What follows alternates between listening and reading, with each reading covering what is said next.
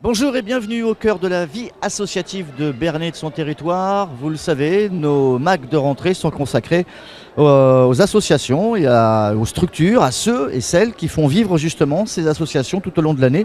Et aujourd'hui, dans le cadre également du Forum des associations de Bernay qui s'est tenu il y a quelques jours, eh bien, nous recevons les Amis de Bernay, une association bien connue, et Archéo 27, représenté par Jean-Luc Montagioni. Jean-Luc, bonjour. Bonjour. On fait la différence entre les Amis de Bernay et Archéo 27. Les Amis de oui. Bernay, c'est plus sur le patrimoine local? Les Amis de Bernay, c'est une association, c'est plus effectivement davantage sur le patrimoine local ou historienne généraliste.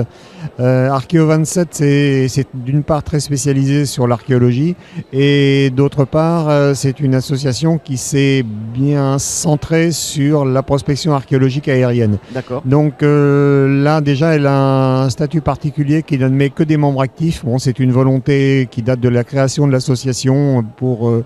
on va dire pour résumer, pour souhaiter que ce soit vraiment les chercheurs qui aient en main les décisions. Hein. Donc pour éviter que les chercheurs soient dilués dans une foule d'adhérents anonymes qui ne prennent pas toujours les bonnes décisions, les créateurs de l'association ont voulu cette solution d'avoir uniquement des membres actifs. Donc si bien qu'on a un petit nombre d'adhérents à Archéo 27, mais par contre très spécialisés, chacun sur leur domaine. Okay. Donc la prospection aérienne est le domaine le plus développé, donc j'en profite pour dire que l'Eure, département de l'Eure est le département le mieux prospecté de France à notre époque. Bon, ça... Peut-être que la prospection aérienne n'a plus beaucoup la vogue. Bon, les services officiels s'en sont un petit peu désintéressés pour des raisons de coûts et d'assurance. Et les chercheurs bénévoles, malheureusement, il y a eu un engouement il y a quelques dizaines d'années. Ces gens-là ont vieilli, ils ont disparu. Et puis, quelquefois, leurs travaux n'ont pas été rédigés avec précision. Et à leur décès ou à leur cessation d'activité, on récupère des boîtes de diapos et on ne sait pas trop à quoi elles correspondent.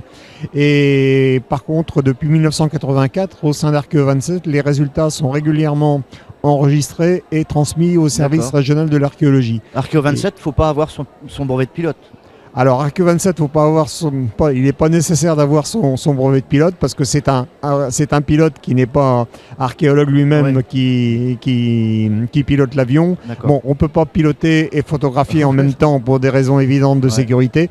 Bon, les pilotes, Bon, il faut quand même... On va dire, le mot aptitude n'est pas vraiment bien choisi, mais il faut quand même que le pilote se prête à tous les caprices de vol, bon, en respectant la sécurité bien sûr, mais tous les caprices souhaités par les prospecteurs, du style, tiens, là on a vu quelque chose dans le champ vert, peux-tu faire demi-tour pour repasser dessus? Donc il faut que le pilote se prête à ces desiderata venant des prospecteurs, et puis qu'il le fasse dans les conditions de sécurité bien sûr.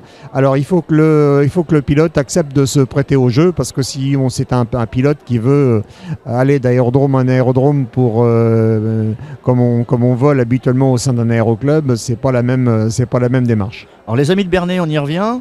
Avec un été plutôt chargé, notamment avec l'abbatiale. On en reparlera encore tout à l'heure avec la sortie de vos prochaines publications. Ça s'est bien passé? Beaucoup de monde? Alors ça s'est bien passé à l'abbatiale. J'étais étonné de la fréquentation autour du 15 août. Hein, le 14 août au soir et le 15 août. J'ai dû avoir une douzaine de personnes le 14 août au soir et plus de 20 personnes. J'ai arrêté de compter, je crois que j'étais à 23. Et à chaque fois des groupes agréables, si bien qu'on a pu poursuivre la visite par une conversation agréable à bâton rompu, et c'est quelquefois l'occasion pour moi d'apprendre quelques anecdotes sur l'abbatiale, ce qu'elle a été au milieu du XXe siècle. Bon, ça n'a pas été le cas cette fois-ci, mais ça peut se présenter. Hein, mais ça permet en même temps de donner un petit peu de vie au monument en ne parlant pas que d'architecture romane, en disant ce qu'elle a été, c'est-à-dire aussi un édifice public civil au XIXe et au XXe siècle, qui lui a permis de se tailler une deuxième histoire après l'histoire du monument religieux. On est dans la commémoration de la guerre 14-18. L'abbatiale a servi pendant la guerre aussi? Alors, La Première Guerre. j'avoue que j'ai pas fait de recherche particulière là-dessus. J'ai seulement une petite information. Elle a servi de réfectoire et de dortoir. Le premier étage du chœur, l'ancienne salle de musique de la musique municipale, servait pendant la guerre de 14-18 au contingent de prisonniers qui creusaient le théâtre de Verdure sur les monts. Donc là, le journal, je ne sais plus lequel des deux journaux, est assez détaillé là-dessus. Il faisait 4 fois par jour l'aller-retour entre les monts et la place de la République parce qu'il fallait le midi qu'il revienne manger au premier étage de l'abbatiale et retourne à la corvée après l'après-midi. Ah oui, il y a eu des prisonniers allemands pendant la Première Guerre à Il y a eu des Bernay. prisonniers allemands. Alors il semble qu'on les ait enlevés. On les a enlevés peut-être pour les mettre à travailler dans les fermes ou alors où le personnel manquait puisque il y avait beaucoup de personnel de journaliers dans les fermes autrefois et c'était des hommes naturellement et qui étaient mobilisés et il est possible qu'on ait réalisé qu'ils seraient plus utiles ailleurs. C'est la formule de l'article que j'ai eu sous les yeux. Ils seraient plus utiles à aider dans les fermes qu'à creuser un théâtre de la nature. Il y a eu un effet de mode avec les théâtres de verdure à creuser un théâtre de verdure qui n'a pas été, qui je crois n'a jamais été terminé. D'accord. Les publications, j'allais dire annuelles, sont prêtes. C'est quasiment mis sous presse. En tout cas, alors, le contenu est fait là. Alors le contenu tout est identifié. On a une réunion cette semaine pour relire les articles, mais ils sont à peu près tous rentrés. Et donc, avant la fin de l'année, assurément, le bulletin sortira.